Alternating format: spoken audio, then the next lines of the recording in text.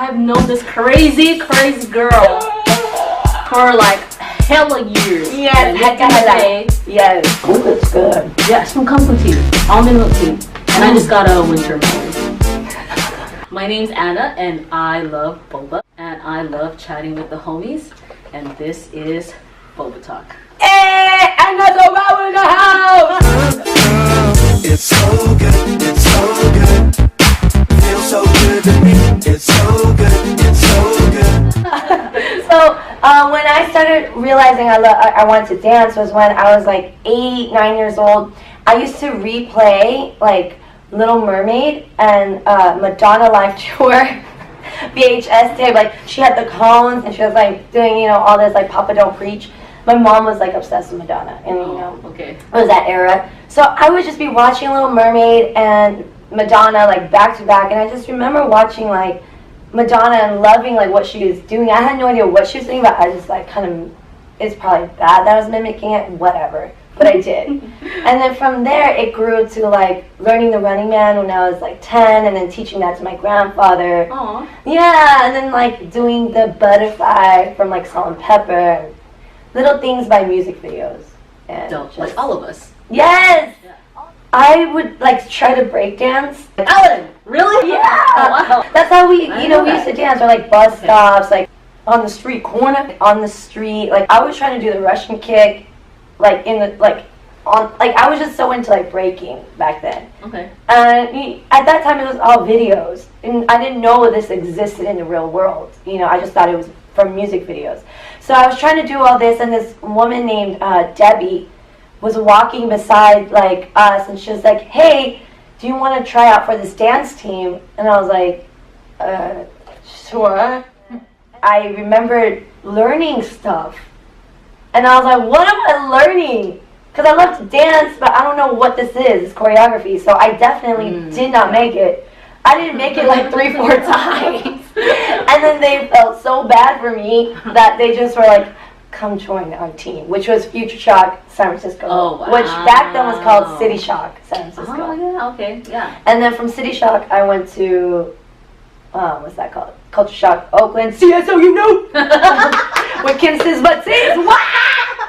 And from there, it just grew to all these teams, eventually to Funakanometry SF, and where I met a lot of, met you. No, dude!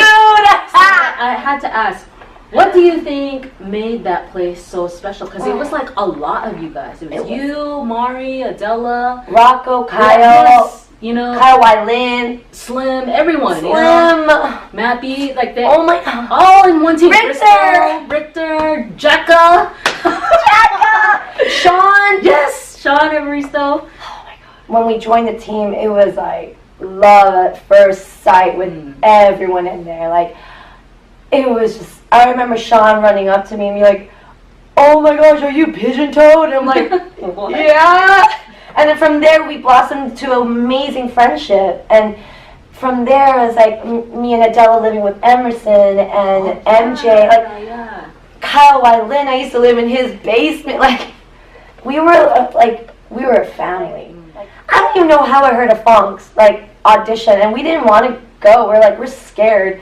But I remember going to like somewhere in like Daly City, South City, and we like walk in, and it was just a complete different vibe. No one we knew, because we only knew Culture Shock Oakland and that whole family. Yeah. Where we came from was like downtown SF to Oakland, like 12th Street Oakland. So now we're going to like South City, Daly City, and it's like we walk in, and it's Emerson teaching this one piece, and he was wearing this red tank top, and it was just so different from anything we've ever done. It was just like fluid, and he was just so like radiating like light and like just positivity. The whole room was like positive, and not that I'm saying Culture Shock wasn't positive. It was amazing. It started everything, and it taught me how to be very raw with my dancing. And yes, okay, so she is 100% full out. Like I'm hella full out, heck of full out. Are strong.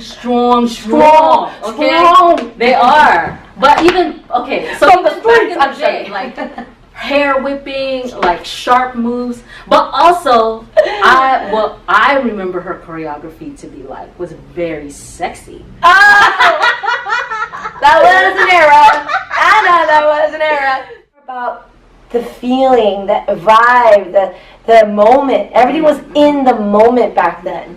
90s resonates with me so much is because of my memory. My memory of all these dance parties, these house parties. To watch this girl like fan piece to Timberland, and it was Timberland and Magoo. Yeah. We watched her at CSO. Like they performed this fan piece. Legit, me and Adela, we did a fan piece because of you in my high school. What? I didn't know that. Yes, to the same song.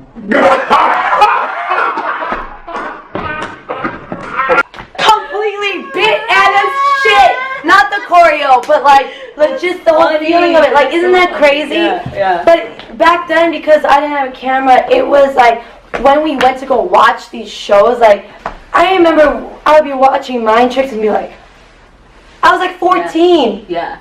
And everything was like you had to memorize this stuff. Yeah. It like your eyes were the video. Oh my gosh. You know, you're like. Yes. I actually moved to LA with Shauna Aristo like 12 years ago. Whoa. And we tried out the whole Hollywood thing, and I wasn't as ready. When I moved here, it was pretty tough. Like, I started taking all these classes at the Dome, like Marty Kudelka, like all those classes. And I guess I was still very timid. Oh, okay. I was very shy still, you know, like I remember this one time me and Sean went to Marty Kudelka's class, and I got introduced to Marty, and I was like, oh, you know, like Sean was like, oh, she's so dope, and I was like, oh my gosh, I'm not ready. Yo, it's so tormenting. Like, I still remember the first like count was like 1, 2, right? And he taught like 48 counts, and I wasn't ready for that. I'm from San Francisco where we did like Funakanometry stuff, and we had to rehearse and rehearse and rehearse. And I learned all these counts, and then I get selected, and I'm like smack middle. And then I'm like, 5, 6, 7, 8, Snoop! I blacked out the whole thing. Oh my gosh. Yo, I couldn't run to the right, I couldn't run to the left, I couldn't run to the front, I couldn't run to the back because I was smack middle. And that's when I realized, like, I mentally, emotionally, I just, like, my soul was not ready for this. I was like 19, I think I was 20, yeah. You know, and I was too scared. I didn't, that's the moment where I started fearing dance. Yeah. And that's when I was like, I don't like the way this is making me feel. If I want to take this professionally, then I need to mentally get ready in all ways, like mentally, physically. I need to get prepared because I'm not going to try to do that here in LA. Yeah. And make those mistakes, and with those mistakes comes with reputation. Like, I don't want any of that kind of stuff. Sure. I'd rather go back home, which I did. Thank you, Sean. I was living there for 3 months, and I went back to San Francisco, and right when I moved back to SF, got my first job in Norway. Nice. So when I started teaching more for like the next 5 years of my life, I realized I love to teach. I love to dance. And what it made me realize even more from taking that class was I want to make sure my students are always in a safe place. Nice. The feeling of fear in a class, and the way it made me feel frustrated, then once you're frustrated, you're going downhill from there. Like, you black out. You're done. You don't want to eat. Now it's like fight for your life throughout the whole class, and then by the time it goes for groups, you're so in fear and nervous, and you're a nervous wreck that you just forget everything. So that really planted a seed in me when I taught around the country to understand how to utilize my dance technique, like how to teach. So when I stretch, when I do my warm-ups, how I speak, I may be a lot more goofier, you know, and that's just because of who I am. But I truly feel like it lightens up the room. And my warm-up, which is just strictly like certain just simple dance moves, it helps me to figure out what the level in the class is. And then they actually open up so much more when there's no choreography, and you're just, honestly, what you're doing is dancing with music with a bunch of people in the room. So it's more social, and then it becomes light. And that's what I realized, what I loved about my teaching and my classes, is because I want it more intimate and more fun. And once I get you to open up, that's when I start pulling more and more, because I know and I believe there's more and more in you. Yeah. And so it's so crazy. I did an interview this past month, and as I was talking about, I was watching Madonna and Little Mermaid, and he was like, that's a dichotomy. And I love that word. So it's like a contrast, right? So it made me realize the way I am as a person, the way I teach, my choreo, everything is like, it's like a full dichotomy. Like, Little Mermaid is so innocent. So like when I teach class, I want to be innocent, I want to be fun, I want to be goofy, I want to be vulnerable and open up the space to be safe. And once I get you there, I'm like this Madonna person where it's like aggressive, like I want you to get it and get more and go and entertain and be all that you can be.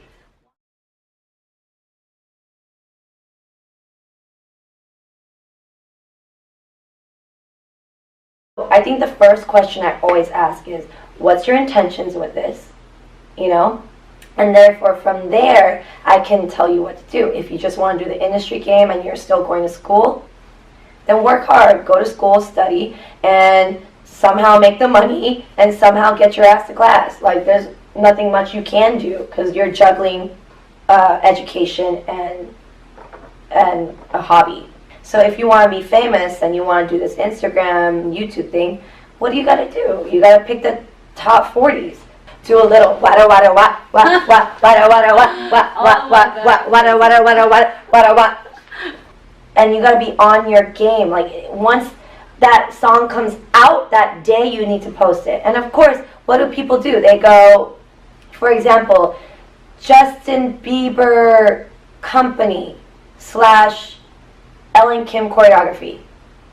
So people are gonna be searching for that video for Justin Bieber, for that song that came out that day. Oh, wow. But as they're searching for a song, they're gonna see choreography, and even though they want to click on it or not, they're gonna click on it because it says Justin Bieber first, and there goes your views.